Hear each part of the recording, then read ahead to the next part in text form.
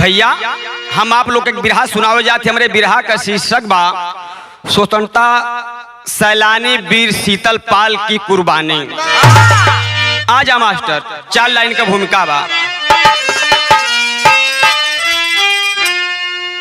लाख गर्दिश में होगा भले से रिनाहर, काम होगी हरगिज न उनकी दहाड़े। हालत चाहे जैसा भी होगा, अरे जुर्रत कहाँ कोई गीदड़ पछाड़े। अरे सूली पे संग्राम सिंह चढ़ गए, अरे इंतकाम झूरी लिए आस में। अरे अशोक कवि की कलम गाती गाथा, पराक्रम जो शीतल का इतिहास में।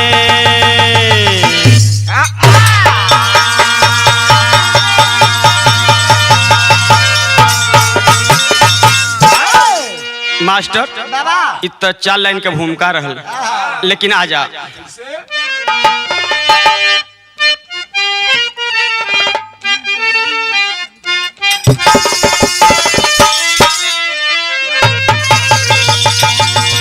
उहे के जलवा। काबे में तेरा जलवा, काशी में नजारा है।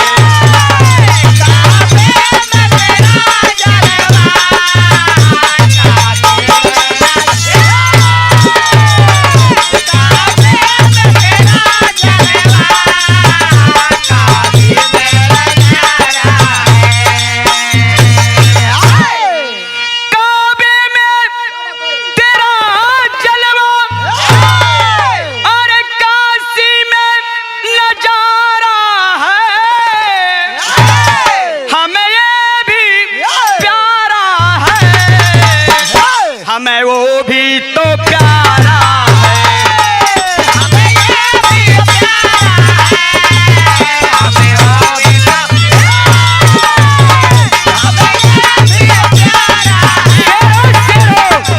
भी तो प्यारा है। भैया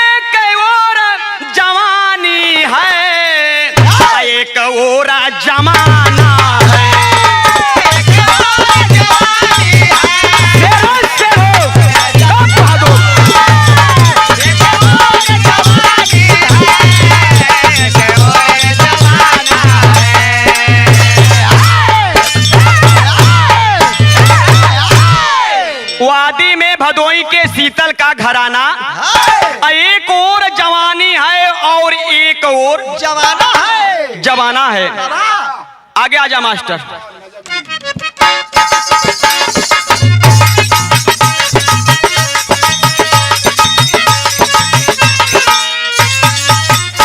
अरे सन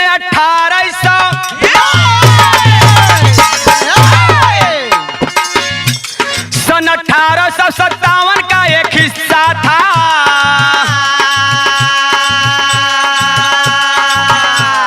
भदोई यूपी जो बनारस वाला हिस्सा था।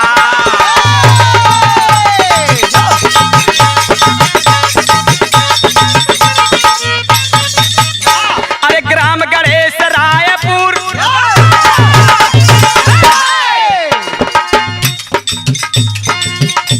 ग्राम गणेश रायपुर बताया जाता है।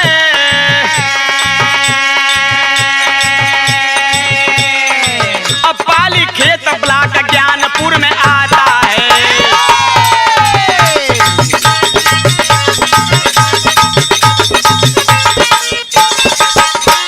अरे वहीं के शीतल पाल,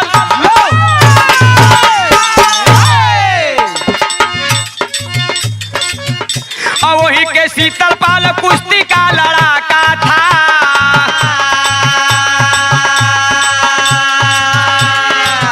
और घूम के दंगल लड़ता लहराता पड़ाका था।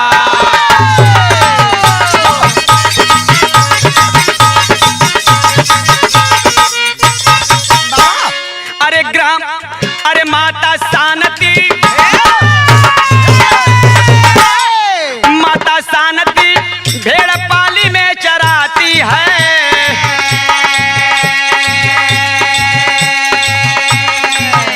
और नील की खेती अंग्रेजों की भेड़ खाती है।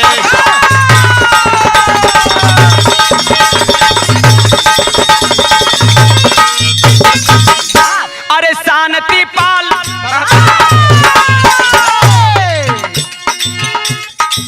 और शांति पाल भेद शीतल से छिपाई है।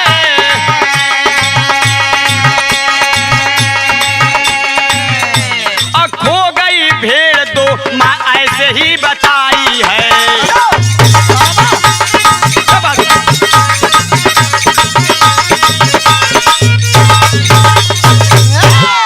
भैया पहले बात के समझ ला, भदोई जिला के बात बा।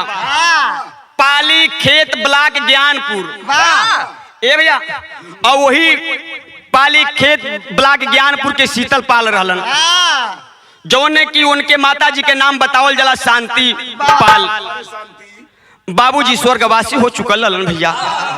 माई शीतल पाल के लेके और इतने ना 2-4-10 ठे भेड़ रख के जिए खाए का आधार बनौले रहलन।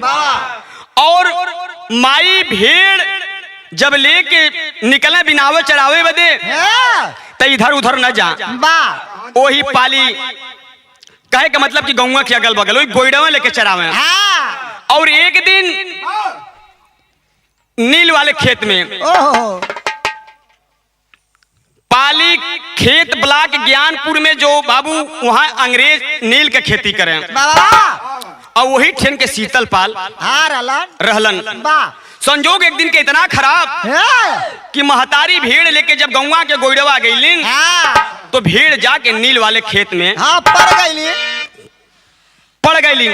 लेकिन शीतल पाल रोज माई दिन भर भेड़ चरावे तो संझा के भेड़ का गिनती करें। अब वो दिन भेड़ गिनलन, भेड़ 2 ठे कम हो गईलिन। और जब भेड़ 2 ठे कम हो गईलिन तो कहलन कि माई माई भेड़िया 2 ठे कम है माई। महतारी कहलिन कि हाँ रे लाल, भेड़िया पता नहीं चरावत ली गौवा के गोइडवा कहाँ 2 ठे चल गईलिन लौकलिन। माई भेद के छिपा देलिन। माई नहीं कहलिन कि ए लाल, भेड़ तो अंग्रेज उठा लगेलन, इतना ना हमें कोड़ा भी बरसौले बान। माई बतिया छिपा के रख देलिन। लेकिन जब माई छिपा देलिन तो यहाँ तर्ज बदल गल।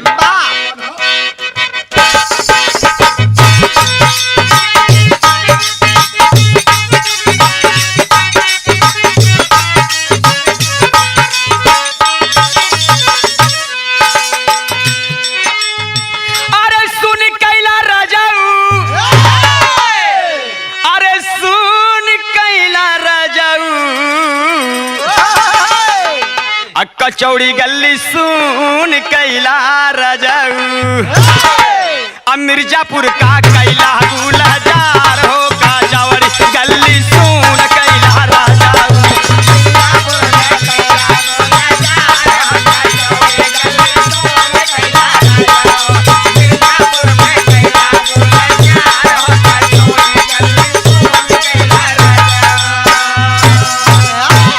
इत धुन तरज बा लेकिन आजा गाना के भाव में।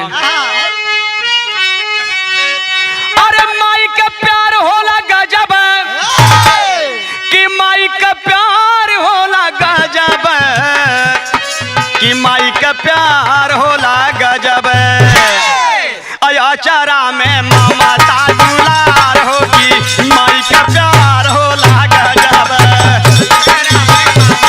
दुलार होगी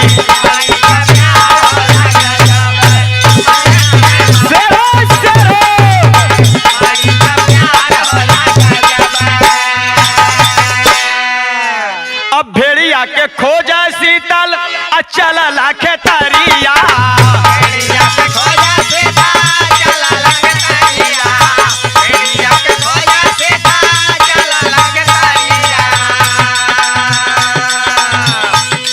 खोज तक अला झूरी ठाकुर के बकरिया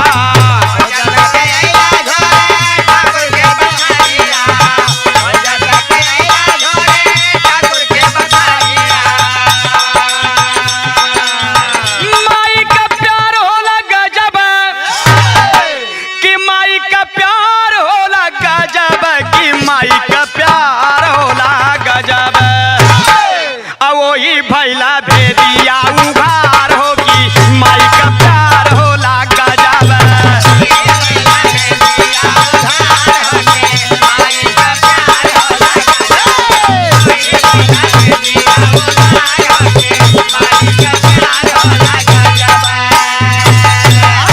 भैया यहाँ तो माई छिपा के बतिया के रखलिन लेकिन संझा के हो जब भेड़ कम हो गई और शीतल गौवा के गोइड़े निकल गल जे जहाँ जौने हालत में मिला कहलस की चाची हमार भेड़ कत्तो लौकली न दूठे का नारे शीतल भेड़ इधर ना लौकली है बाबा और आगे बढ़े माई भांजे जहाँ मिले बच्ची हमार भेड़ देखलुआ इधर का ना भैया इधर भेड़ तो ना लौकली है लेकिन संजोग धीरे धीरे आगे जब बढ़लन तो झूरी सिंह के दुआरे पहुंच गईलन और जब दुआरवा पर शीतल पाल पहुंचलन तो कहलन की चच्चा पाल लगी कहलन की चच्चा पाल लगी तो झूरी कहलन के अरे शीतल अरे बच्ची कैसे अइला झूरी का शीतल कहले की चच्चा चच्चा आज हमार दूठे भेड़ है ना हेरा गइल चच्चा कह तो होके ना मालूम भेड़ कहाँ है कहलेस की ना चच्चा कहीं हमें मालूम होता हम भेड़िया खोजी चच्चा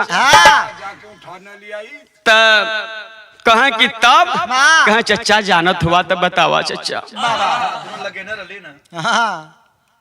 और इतनी बात जब रो करके शीतल पाल झूरी चच्चा से कहले सो झूरी कहलन की पगला भेड़ कोई दूसर नारे लाल ऊ भेड़ अंग्रेज उठा के लगेलन और भेड़ त भेड़ तोहरे माई के मार कोड़ा मार कोड़ा मार मार कोड़ा बरसौलन अरे बाप रे बाप ये तनी बात जब शीतल पाल सुनलन हो तक होत का बा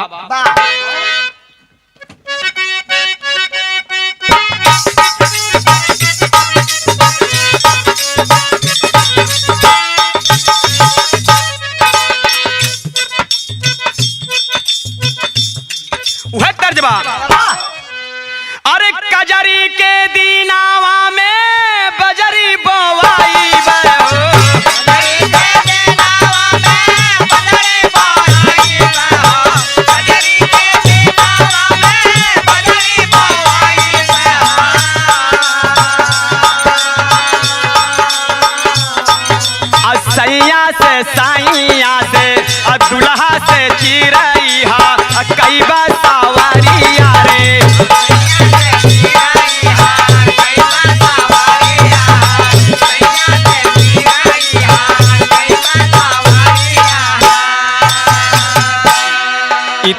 तरज बा, लेकिन इधर शेर करत का बा।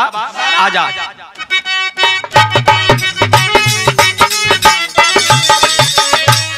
अरे शीतल के देहिया में लागल अग्निया हो,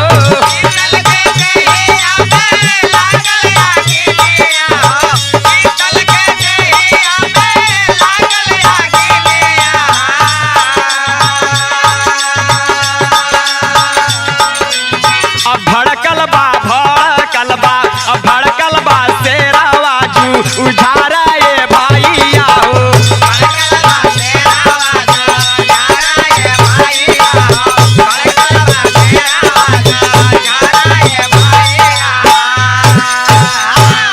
भैया शीतल पाल के दहिया में आग न लग गई हो, लेकिन शेर करत का बा। आजा वह ले रही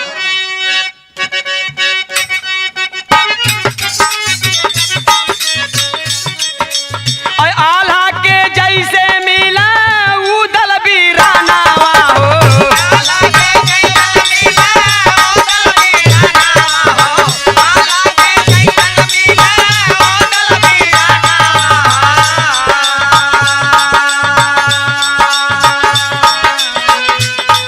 छुरी शीतल एक, अरे छुरी शीतल एक तारा ये भैया हो।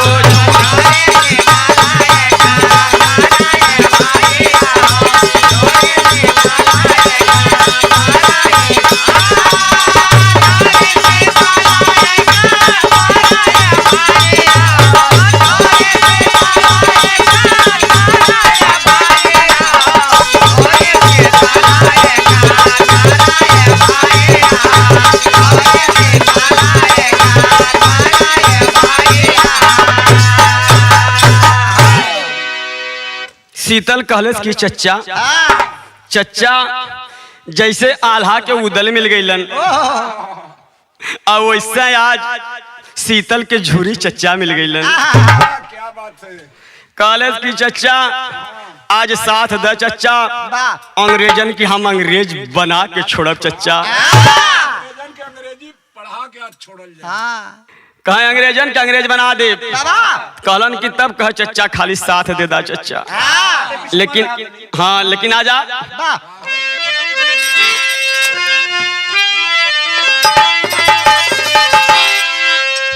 अरे मोरे राम,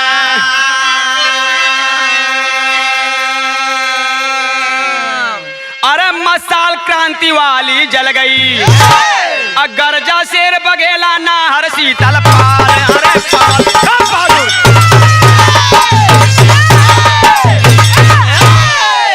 गर्जा शेर बघेला नाहर शीतल पाल, मसाल क्रांति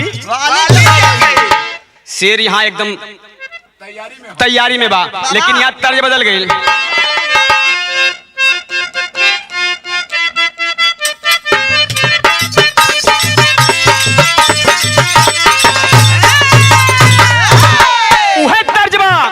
जौन मास्टर बजौलन है, अरे का पगला गइलू ना मोरे अइया, का पगला गइलू ना।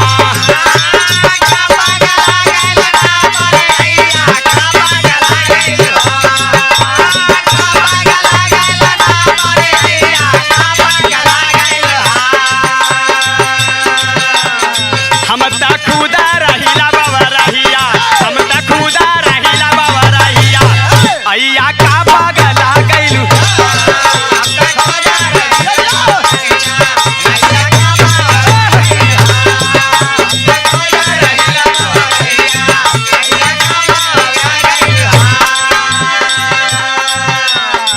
अरे छिड़ी लड़ैया ना मोरे भैया, छिड़ी लड़ैया।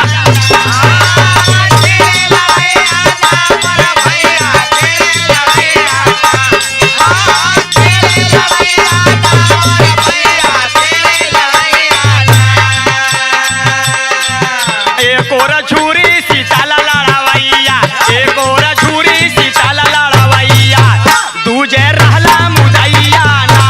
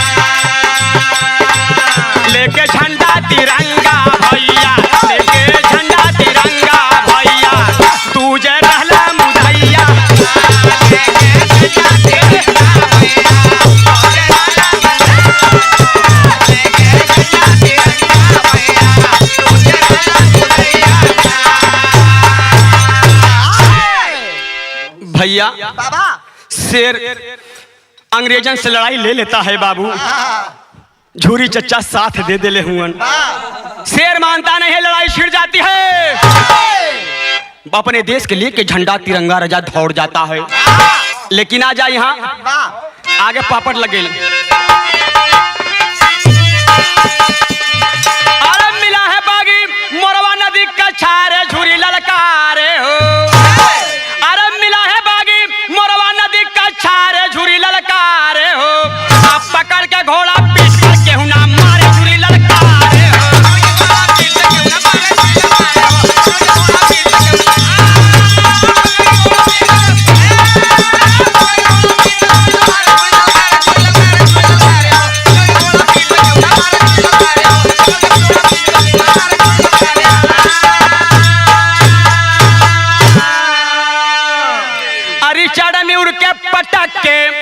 अरे शीतल टांग पकड़ के फारे हो, अब बागी का लाश वही अरे नदी में पवारे हो, अरे भारत माता के गुजो जो जो कोरो झूरी ललकारे हो, अब पकड़ के घोड़ा पीठ पर कहूँ ना हमारे झूरी ललकारे हो।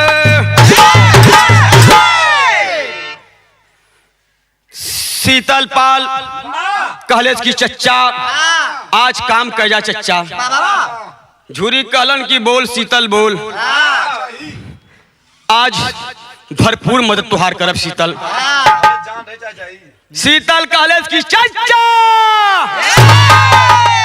कहले की चच्चा आज खानदानी भीड़ हम लेके मोरवा नदी के किनारे चलत हई, कॉलेज की खानदानी भेड़ लेके मोरवा नदी के किनारे चलत है चच्चा, और तू पहुंचा चच्चा। कालन की तू पहुंचा अंग्रेजन के खेमा में, कालन की वहां पहुंचा और जाके आवाज दा, ये गद्दार बाहर निकाल। गैलन झूरी चच्चा कालन की रिचार्ड में और रिचार्ड में और बाहर निकाल, निकाल बाहर। जब इतनी बात झूरी चच्चा उन्हन के खेमुआ में पहुंच के आवाज दिलन हो, अंग्रेज देखलन कहलन कि दरवाजा पर आके कौन कौन कर जाता ऐन आवाज दे के अपन दम कसी बना लेलन भागे वाली। और शीतल कहलन कि चच्चा अंग्रेजन के ललकार के भाग के ही मोरवा नदी के किनारे और जहां के पर खानदानी भेड़ चढ़ावत है। और शीतल ललकार के जब भगलन तो अंग्रेज घोड़ा से पीछा कर लेलन, लेकिन बारे उधर अंग्रेज का घोड़ा और इधर झूरी सिंह राजा पैदल राजा दमकसी बना के भागत हुआ और भाग गलन। जब शीतल पाल के लगे पहुंचलन तो कहलन कि शीतल पीछे पापी आ रहे हैं। शीतल अरे पीछे ताको पापी आ रहे हैं। इतनी बात जो ने वक्त झूरी चच्चा शीतल से कहलन, शीतल कहले कि चच्चा घबराने की बात ना है चच्चा, घबराने की बात ना है चच्चा, कहे कि बच्ची अब जो करना है अपना भी इस जगह पर कर लो। बाहर शीतल पकड़ लेता है यही बावां हाथ से घोड़ा का लगाम हो, और घोड़ा का लगाम जब पकड़ लेला खींच के अब पटक के ना उ जवन के हुना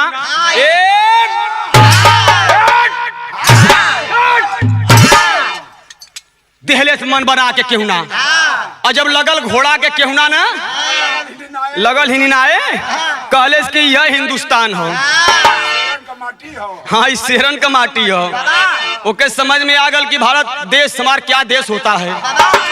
दुइये केहुना में ओके हिंदुस्तान अपन भारत देश याद आवे लगल दिखाए वही मोरवा नदी के किनारे। और जब ये घोड़ा के लगल दिखाए तब शीतल कहले कि चच्चा इसका क्या होगा चच्चा। कहलन झूरी चच्चा के अरे पगला अब वही पूछत हुए चढ़ा दे जंघा पर जंघा, कहलन चढ़ा जंघा पर जंघा। फटाक से शीतल पाल उनके दहिना जंघा पर अपन जंघा पैर जमा देता है और जमौले के बाद बाबू फटाक से बामा पैर पकड़ लेता है और पकड़ने के बाद इतना ना बाबू फटाक से ऊपर खींच देता है और जब खींच देता है बाहर एक कुदरत का देन ऊपर के हाथ में ले लेता है। दूठ हो गइलन मम्मा, दूठ हो गइलन मम्मा, फाट गई ना, फाट गइलन कि फाड़ के अलग कर दिया बाहर से। और जब फाड़ देले तब शीतल पाल फिर कहलेस कि चचा अब का हुई। तब झुरी चचा कलन की पवार दे अपने यही मोरवा नदी में अपने देश का गिद्ध कौआ खइयन फेंक दो इसी नदी में। नदी में फेंक देता है बाबू, लेकिन आवा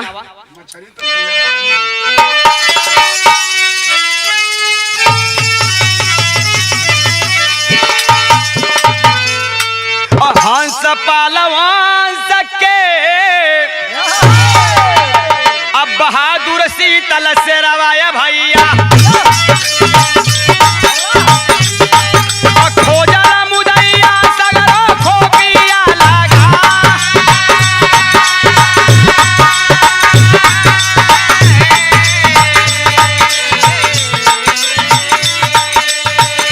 एक दिन शीतल पाल अटारला भोजनवा भैया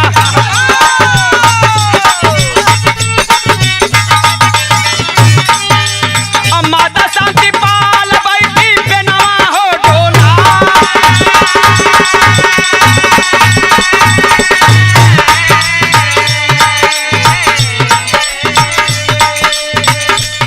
तब तक आए गईली गोरिल्ला सकरिया भैया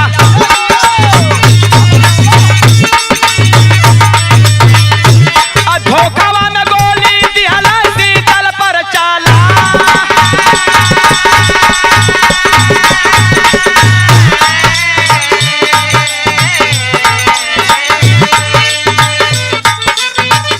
देश भक्त देशवा के गिरल जमीनिया भैया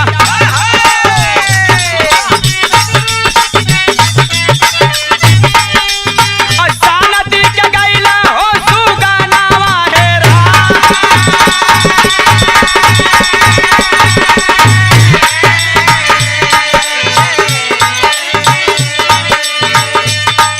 हाथ में मसाल लेके शांति से रिनिया भैया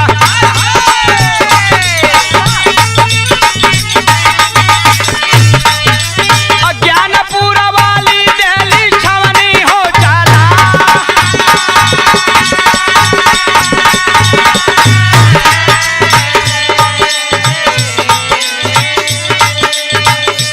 वो नहू के पापी ले अल्ली हला परनवा भैया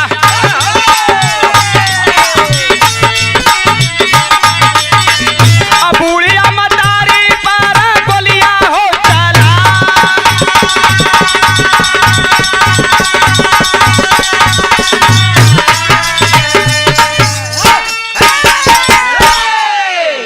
पहले बात के समझ ला बाबू, हंस पाल वंश के बहादुर शीतल शेर रहल बाबू और जौने वक्त काम कैलन गोरी चमड़ी वाले बाबू खोपिया लगा के लगलन शीतल पाल के खोज। अभी संदेश माई तक पहुंच गई। माई तक जब पहुंचल तब माई के डर होने लगल कि एक तब पति दे हमार स्वर्गवासी एक खेलाल के लेके 4 ठे भेड़ जिया के हम अपन पेट पर्दा चलावत है। आज अंग्रेज पहिया तो हमरे लाल के छोड़ी हैं। ये डाउट माई के हो गई। अब एक दिन संजोग से महतारी भोजन बनौली। अब भोजन बनौले हैं और शीतल पाल जब द्वारे पर पहुंचल तब माई कहलिन कि शीतल शीतल शीतल कहलस कि माई लगवा है माई, हम आपके लगवा है माई। तो कहलिन कि बचवा खाना खाला, खाना खाला लाल। शीतल कहलस कि माई का बनौले हो। महतारी कहलिन कि लाल आज खिचड़ी बनौले है लाल। शीतल कहलस कि माई गरीब बदे खिचड़ी भी बहुत हमाई, ये अमृत से भी बढ़ के हमाई। बाहरे महतारी यह बोरा हो सुतियवा बोरा जेके हमने कहल जला सुतरी वाला बोरा, वही के बिछा के और शीतल पाल के स्टील वाले थाली में खाना निकाल के और रख दिलिन, कहलिन कि खा ल लाल। शीतल खा ल, लेकिन शीतल के बतिया ना मालूम है कि हमें गोरी चमड़ा वाले खोजत है, ये खाली माइया जानत है। और एक कवर, दू कवर और तीसरका जब डलन तब ले माई कहलिन कि शीतल अरे बचवा के बात कहे चाहते। शीतल कहलस कि माई तू जन्मौला एक बात नहीं अनेक बात कह सकेलू, हजारों बात। कहलिन कि कहा लाल। शीतल कहलस कि कहा माई का कहे चाहत हो। माई कहलिन कि अरे पगला भोजन कर ले लाल और तू यहाँ से भाग जा लाल, भाग जा लाल। शीतल कहलस कि माई ई तू का कहत हो, ई तू का कहत हो माई। अरे जबाना लड़का लड़की पैदा करला माई, अपने दुख है और सुख बदे तू पैदा करके बुढ़ौती में भगावत हूँ हमें। ऐसन कभो ना होई माई, ऐसन कभो ना होई। और तबले बाबू अंग्रेज, तबले अंग्रेज गांव को घेर लेते हैं और शीतल के दरवाजे पे आके गोली मार दिलन बाबू। और जब गोली मार दिलन तो इधर माई का करेला आवा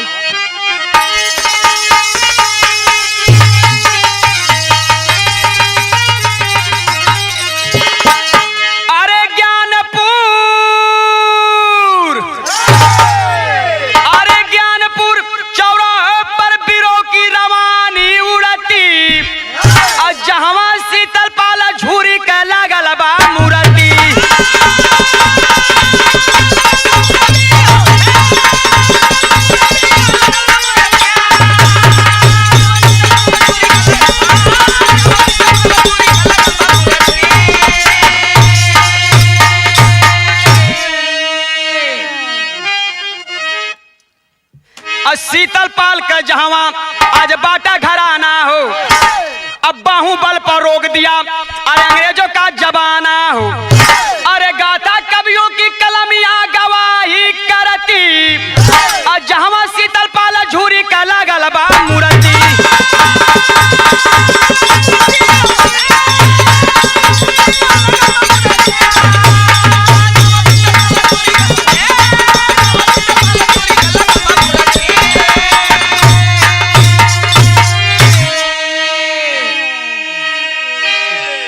बाहर शेर अपने बाहों के बल पे, अपने बाहों के बल पे अंग्रेजन का जमाना रोक दिया।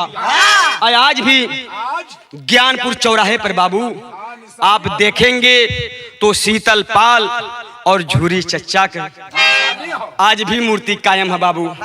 हमहन का बिरहा समाप्त भइल। अब गुरु घराने का परिचय बताइए। गुरु बिहारी गुरु गणेश चंद्रिका स्वर्ग सिधारे, राजू रागिर अरे कभी केसो बगिया तेरे सहारे हो।